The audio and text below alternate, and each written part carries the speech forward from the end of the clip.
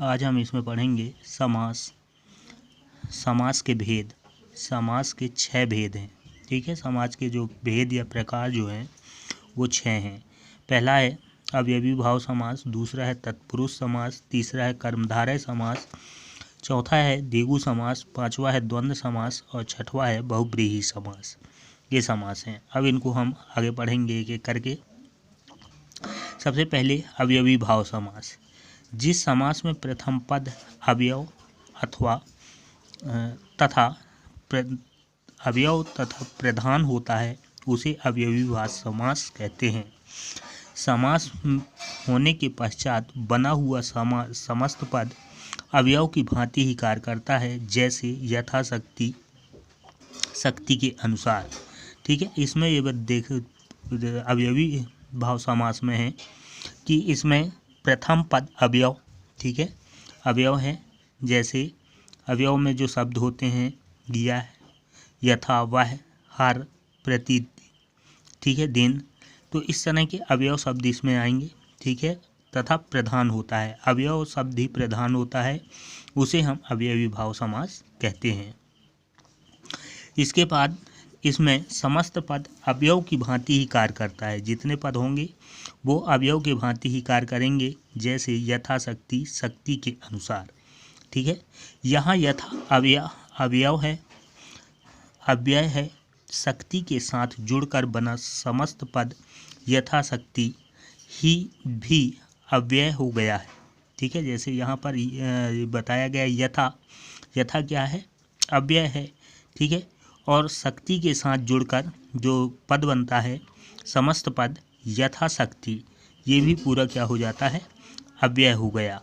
इस समास में यथा, तथा, प्रति, हर, आ जैसे अव्यय प्रयुक्त होते हैं। ठीक है, अव्यय समास जो है इसमें जो अव्यय शब्द होते हैं जैसे यथा, तथा, प्रति, हर जैसे शब्द इसमें प्रयोग किए जाते हैं। यहाँ कुछ उदाहरण हैं, जैसे यथा नियम, नियम के अनुसार, आजीवन, जीवन पर्यंत या जीवन भर, हर क्षण, ठीक है, हर एक क्षण, और प्रतिदिन, प्रत्येक दिन। इस प्रकार और भी इसके बहुत सारे उदाहरण हैं। ठीक, दूसरा है तत्पुरुष समास। तत्पुरुष समास में अर्थ की दृष्टि से उत्तर पद प्रधान तथा पूर्व पद गौण होता है। ठीक है, तत्पुरुष समास के इसमें बताया गया है कि तत्पुरुष समास है वो अर्थ की दृष्टि से उत्तर पद प्रधान तथा पूर्व पद गौण होता है। प्राय उत्तर पद विशेष तथा पूर्व पद विशेषण के रूप में प्रयुक्त होता है। यह है तत्पुरुष समास की पहचान भी हम कह सकते हैं कि तत्पुरुष समास में अर्थ की दृष्टि से उत्तर पद प्रधान तथा पूर्व पद गौण होता है। प्राय उत्तर पद विशेष तथा पूर्व पद विशेषण के रूप में प्रयुक्त होता है, विशेष और विशेषण के रूप में। जैसे राजपुत्र, अब राजपुत्र का है राजा का पुत्र, राजपुत्र, राजा का पुत्र, शोक का कुल, शोक से आकुल। ठीक है, विशेष है इसमें आ नंबर। तत्पुरुष समास में प्रथम पद द्वितीय से लेकर सप्तमी तक किसी भी विभक्ति में होता है। आपको ये ध्यान रखना है कि जो तत्पुरुष समास है इसको हम प्रथम पद द्वितीय से लेकर सप्तमी विभक्ति में किसी भी विभक्ति का होता है। समास प्रक्रिया में उन विभक्तियों का लोप हो जाता है, जैसे अकाल पीड़ित, अकाल से पीड़ित। ठीक है, इसमें ये बताया ध्यान रखना है कि विभक्तियों में होगा, परंतु जब समास प्रक्रिया होगी, ठीक है, उस समय विभक्ति का लोप हो जाता है। जहाँ एग्जाम्पल है, उदाहरण है अकाल पीड़ित, अकाल से पीड़ित। फिर इसी में दूसरा भी है, कहीं कहीं विभक्ति सहित एक से अधिक शब्दों का भी लोप होता है। ठीक है, कुछ जगह ऐसे हैं कि जब तत्पुरुष समास में आते हैं तो एक से अधिक जो शब्द होते हैं उनका भी विभक्तियों के साथ लोप हो जाता है।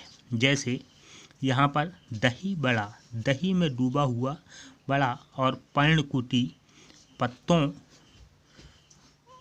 पर्ण मीन्स पत्तों से बनी हुई कुटी या कुटिया। ठीक है, फिर है थर्ड नंबर कर्मधारय समास। जिस समास में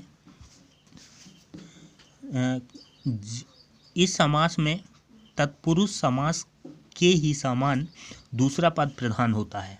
ठीक है, इस समास में क्या बताया गया है कर्मधारय समास में कि इसमें भी तत्पुरुष समास के समान ही दूसरा पद प्रधान होता है। पहला पद विशेषण तथा दूसरा पद विशेष होता है अथवा दोनों पदों में उपमान और उपमेय का संबंध होता है। ठीक है, कर्मधारय समास में तत्पुरुष समास के समान ही दूसरा पद प्रधान होगा। पहला पद विशेषण तथा दूसरा पद विशेष होता है तथा दोनों पदों में उपमान और उपमेय का संबंध होता है। जैसे इसमें कुछ उदाहरण हैं। महात्मा, महान है जो आत्मा, विशेषण और विशेष। नील, कमल, नीलांबर, नीला है जो अंबर, विशेष और विशेषण। ठीक है, विशेषण में क्या है नीला और विशेष क्या है अंबर। इसी प्रकार घनश्याम, घन के समान श्याम। उपमान और उपमेय। ठीक है, उपमान है किससे तुलना उपमा किया गया घन और श्याम का। ठीक है, उपमेय चरण कमल, चरण कमल, कमल के समान चरण। इसमें भी उपमेय और उपमान का वर्णन है। आगे है द्विगु समास। नेक्स्ट